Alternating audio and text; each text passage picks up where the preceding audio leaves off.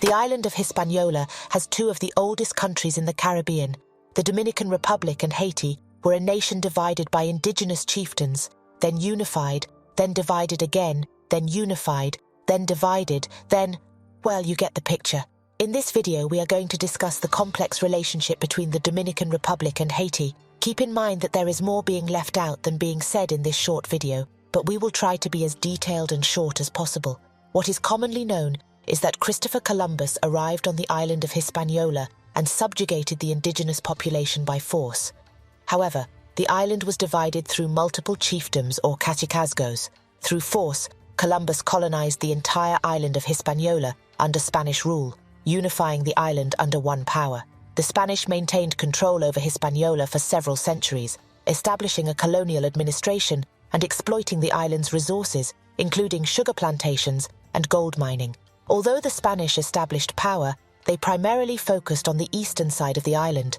French buccaneers and privateers began making frequent trips to the coast of Hispaniola. Essentially, pirates were under the sponsorship of the French crown. They used the island as a base for their activities and launched attacks on Spanish ships and settlements. Eventually, France took a more active interest in Hispaniola, and in 1697, under the Treaty of Ryswick, Spain ceded the western third of Hispaniola to France, which became known as Saint-Domingue, dividing the island once more. The French focused on developing large-scale sugar plantations in Saint-Domingue. This required a significant labor force, leading to the importation of enslaved Africans to work on the plantations. Saint-Domingue became one of the most lucrative colonies in the Caribbean due to the extensive cultivation of sugar and the brutal exploitation of enslaved people. In 1804, Haiti, formerly Saint-Domingue, gained independence from France through a successful slave revolt led by Toussaint Louverture and others. The Haitian Revolution was a significant event in history as it resulted in the establishment of the first Black Republic and the abolition of slavery, dividing the country between Haiti and Spain this time. It was also significant for the United States, the Union at the time, as this may have been what prevented Napoleon's dream of a widespread French empire. The French were fighting multiple wars at the time, and the loss of Haiti made him desperate for money, as it was its most profitable colony, and agreed on the Louisiana Purchase. But this also put Haiti on the United States' radar, as Haiti at this time was estimated to be the richest country in the world. Following the Haitian Revolution, the western third of the island became the independent nation of Haiti, while the eastern two-thirds, present-day Dominican Republic, remained under Spanish rule. However, before Haiti gained independence, Louverture's troops crossed the border and easily captured and occupied the city of Santo Domingo for the entirety of 1801. In early 1802, Louverture ended the occupation when he was forced to turn his attention back to the western third of the island to confront a newly arrived French military expedition. This would mark the first instance of aggression from Haiti towards the western part of the island. In 1821, the eastern part of Hispaniola, known as Santo Domingo, which was still under Spanish control, declared independence from Spanish colonial rule. The new nation was known as the Republic of Spanish Haiti. Haiti was also the indigenous name for the island. The island was then divided under the Republic of Spanish Haiti and Haiti. In 1822, Haitian forces, led by Jean-Pierre Boyer, invaded and occupied the newly independent eastern part of Hispaniola, Santo Domingo, which was the second time. The island was temporarily unified under Haitian rule from 1822 to 1844. Some Dominican politicians and military officers, particularly members of the elite, favored the idea of unifying the newly established Dominican Republic with Haiti. Their motivations varied, but they were attracted to Haiti's perceived wealth, power, and potential economic benefits because their economy was more developed. They believed that merging with Haiti could bring stability to the Dominican Republic's political landscape. Economic considerations, such as accessing Haiti's developed infrastructure and trade networks, played a role in their support for unification. But, under the Rural Code, Dominicans were generally treated better than Haitians under Jean-Pierre Boyer's administration on the eastern side.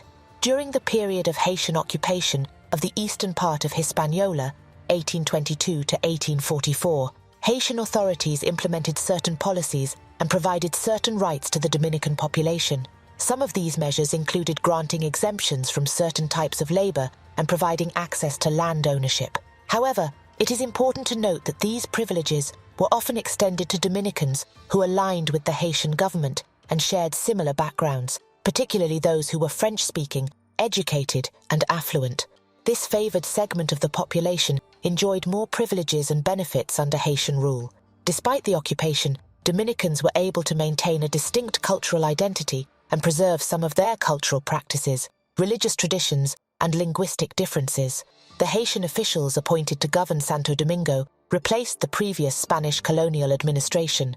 The abolition of slavery was also implemented during this time, following the abolitionist policies that had been established in Haiti after the Haitian Revolution. While some Dominicans may have benefited from certain protections and rights under the Haitian administration, there were also tensions and discontent among the Dominican population.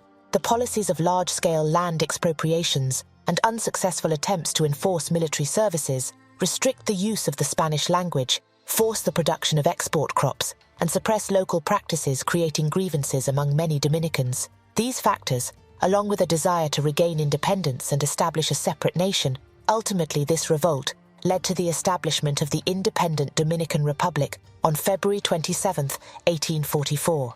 After the Dominican Republic declared its independence from Haiti in 1844, tensions remained between the two countries. Haiti made several unsuccessful attempts to invade and reclaim the eastern part of Hispaniola, which resulted in armed conflicts between the two nations, with the Dominican Republic coming out the victor each time. But after the establishment of the Dominican Republic, the early years of the Dominican Republic were marked by political instability, frequent changes in leadership, and power struggles. Various factions and caudillos, strongmen, vied for control, leading to periods of political unrest. In 1861, due to internal conflicts and economic difficulties, the Dominican Republic voluntarily sought annexation by Spain, once again falling under Spanish rule. The Spanish were less afraid of reprisals from the north because of the American Civil War. The reigning Liberal Union of General Leopoldo O'Donnell had been promoting further imperial enlargement in Spain.